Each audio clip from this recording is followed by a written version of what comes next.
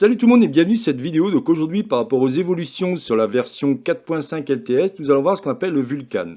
Vulkan, en fait, compte, ça a été annoncé sous l'appellation au départ OpenGL Next. C'est une spécification proposée par le consortium Chronos Group pour la programmation graphique. Alors vous allez me dire, mais quel est l'intérêt par rapport à vous qui, si vous débutez, aucun intérêt. Par contre, si vous commencez à avoir des scènes un petit peu plus conséquentes, vous voyez ici, par exemple, j'ai ma scène. Là, je vais me mettre en graphisme pour que vous puissiez voir à quoi ça correspond. Alors, au cas où, si vous posez la question, ça fait partie d'une formation complète que je propose pour apprendre à créer tout ce que vous voyez dans cette scène. Tout ce que vous voyez dans cette scène est appris de A à Z. Donc, on apprend les primitives de type curve, surface, metaball. Enfin, on travaille sur plein de types de primitives pour pouvoir justement faire ce genre de choses. Le dépillage UV, enfin, il y a énormément de choses. Vous avez plus de 24 heures de formation, ou 25, je ne sais plus, qui vous apprend à créer tout cela. Bon. Pour revenir à ce que je vous expliquais, en fin de compte, ce qui est pas mal, c'est que quand vous allez sélectionner plusieurs objets, eh bien, ce qui est très souvent embêtant avec l'OpenGL, c'est que des fois, ça rame. Alors là, je dirais que ça rame pas trop, parce que j'ai quand même une bécane assez puissante, donc j'ai pas de souci. Mais si vous avez une multitude d'objets dans votre scène, ça va jouer, ça peut ralentir votre machine. Pour accéder à celui-ci, vous allez dans Edit Preferences, vous cliquez au niveau de l'onglet Système et vous l'avez ici. Par défaut, je suis dans ce qu'on appelle l'OpenGL. L'OpenGL, c'est une API graphique, alors c'est assez ancien, hein, ça vient des années 90, facile à utiliser mais moins optimisé pour exploiter les GPU modernes. Un GPU, c'est votre processeur qui va être lié à votre carte graphique. Blender utilise OpenGL pour son viewport et certaines parties de l'interface depuis des années. Donc Vulkan, c'est une API plus récente, bas niveau, conçue pour exploiter 100% des capacités des GPU modernes avec un meilleur multithreading. En gros, c'est le partage des informations qui vont être liées à vos processeurs. Pourquoi Blender passe à Vulkan? Parce qu'en fin de compte, l'OpenGL est en fin de vie et le support des versions récentes est limité sur de nouvelles plateformes. Vulkan, en fin de compte, veut être compatible, beaucoup plus fluide pour l'édition des scènes complexes avec des millions de polygones. Comme je dis, ce n'est pas mon cas, mais je n'ai pas de scène aussi complexe. De toute façon, l'état actuel dans Blender 4.5 LTS OpenGL est encore présent, mais il faut savoir que dès le futur, Blender 4.6 et 4.7 devraient consolider le support Vulkan, et à partir de la version 5 de Blender, OpenGL pourrait être totalement abandonné au profit de Vulkan. Ce qui est intéressant, c'est que celui-ci est compatible évidemment Windows, Linux, Android, Mac et ainsi de suite. Donc ça, c'est une bonne chose. Pour modifier, pour passer en Vulkan, vous cliquez ici. Là, il va vous demander un redémarrage de Blender est nécessaire.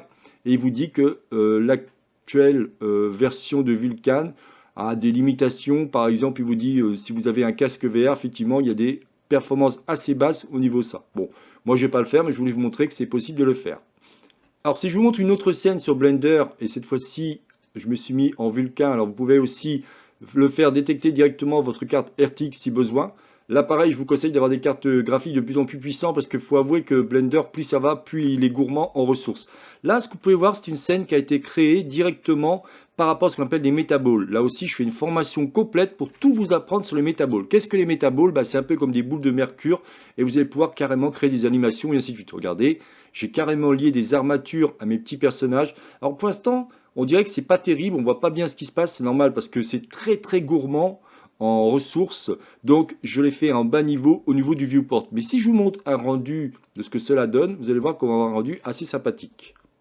Voilà, vous voyez, on a un rendu comme ça fait ça passe. Donc si je continue par rapport à la timeline, hein, pour en fin de compte, le but c'était d'attaquer une araignée qui était en train de...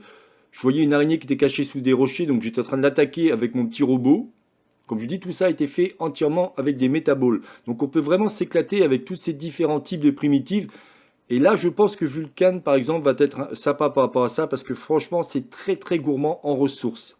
Donc je suis en train de finir l'animation pour vous montrer la fin par rapport à l'araignée, pour vous montrer ce que cela donne. Ça ne serait tardé. Voilà, hop, je mets sur pause et je lance le rendu. Vous voyez ce qui va donner ce genre de scène. Alors l'avantage qu'il va y avoir à utiliser Vulkan, c'est que celui-ci en fin de compte va avoir moins de problèmes de la gestion de la mémoire CPU, moins de crash avec de gros textures. Apparemment il aura plus de FPS dans le viewport, donc en particulier pour les scènes complexes. Le ray tracing matériel va être, comment dire, grâce à l'extension Vulkan, pourrait être à terme amélioré avec la vitesse des rendus en temps réel. Donc vous voyez comme quoi celui-là, il va toucher à pas mal de choses au niveau de Blender. Mais bien entendu, comme je dis, si vous êtes débutant ou débutante sur Blender, ça n'a aucun intérêt pour vous. Mais je voulais vous montrer que des scènes complexes, croyez-moi que les Metaballs, c'est très très très gourmand. On peut faire quand même des trucs sympathiques par rapport à ça. Bien entendu, je vous glisserai le lien au niveau de Wikipédia, parce que j'ai gladé des informations à droite à gauche pour vous donner un petit peu ce qu'il en est. Mais vous avez un lien Wikipédia qui vous donne pas mal d'informations si vous voulez en savoir plus sur Vulkan pour comprendre pourquoi on change, on passe d'OpenGL à Blender. Sachant que je vous l'ai expliqué un petit peu, mais bon, si vous voulez aller plus dans le détail, il n'y a aucun problème, je vous glisserai un lien par rapport à ça. Voilà, donc je n'en dirai pas plus par rapport à cette vidéo. C'est donc la chaîne Blender pour tous, réalisée par Jean-Michel. Si vous avez aimé cette vidéo, n'oubliez pas de liker ou tout simplement vous abonner à ma chaîne. N'hésitez pas à regarder le lien que je vous fournis à chaque fois qui vous propose des différentes formations. Vous êtes débutant, vous êtes intermédiaire et vous souhaitez accéder à un niveau différent, par exemple au niveau des primitives, au niveau du shading, au niveau de tout ce qui va être la géométrie de tout ça. Aucun problème, regardez, je vous propose pas mal de formations par rapport à ça. Comme je vous dis à chaque fois, cette chaîne YouTube n'est dédiée qu'à Blender, donc je ne parlerai que de Blender. Allez, je vous souhaite une excellente journée et à la prochaine vidéo. Bye bye.